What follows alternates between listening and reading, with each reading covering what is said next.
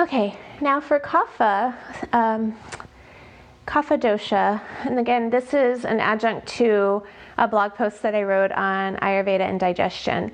So I'm not going to go into what all of these terms mean because it's in the post. So this is just, again, just a few kind of adjunct things you can do in terms of helping to balance Kapha Dosha. So with Kapha wants to be stable and stagnant.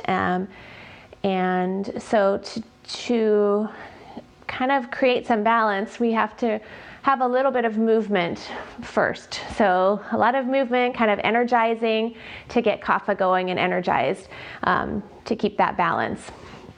So I'm going to do just some very kind of simple flow poses. Okay, so flowing through motions.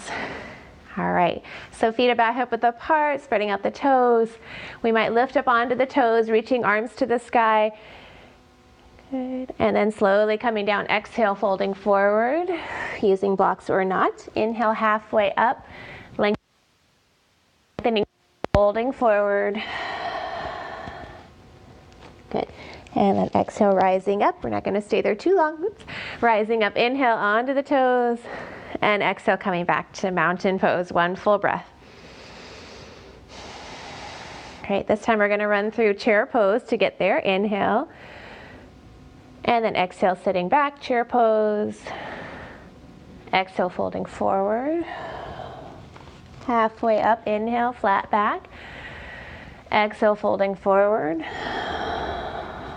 One full breath. Bending at the knees, rising up onto the toes, lifting, and coming back to mountain. One full breath. This time rising up, creating some heat. Okay, we're going to reach forward into traditional chair and then head back into ski jump. So shoulder blades drawn together, back is long. One more full breath.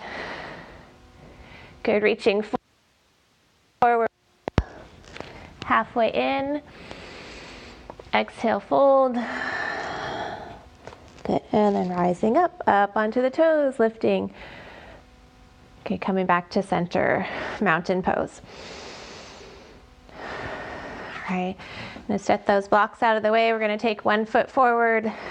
So my feet are facing more or less the same direction. That back foot could be a little bit turned out, but just make sure you can still lift those arches. So we're going to bend in, rising up, inhale, and exhale, drawing back.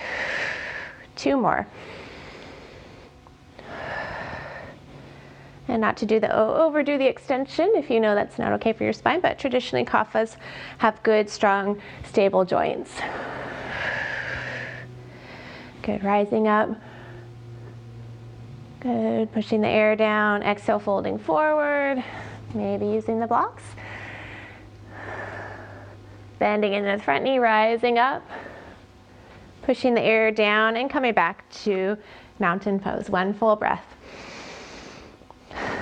Stepping the other leg forward. Good, bending in, rising up.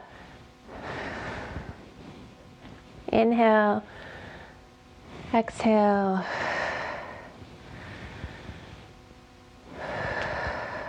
Good, next time rising, holding there. Arms are a little bit wide like you're holding a big soft cotton ball. Good, inhale. Exhale, folding forward. Hips are square towards the front without overdoing. Bending into the front knee, rising up. Pushing the air down, coming back, mountain pose. 1 full breath.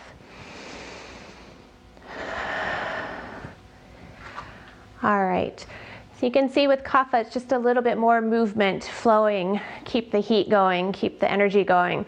So I could go through a ton of other poses, but this is meant to just be kind of a quick, short thing. So again, anything that's kind of opening up the chest too, like locust pose that we did for Pitta, bow pose can be really nice for that. So all of these kind of chest openers, energy risers.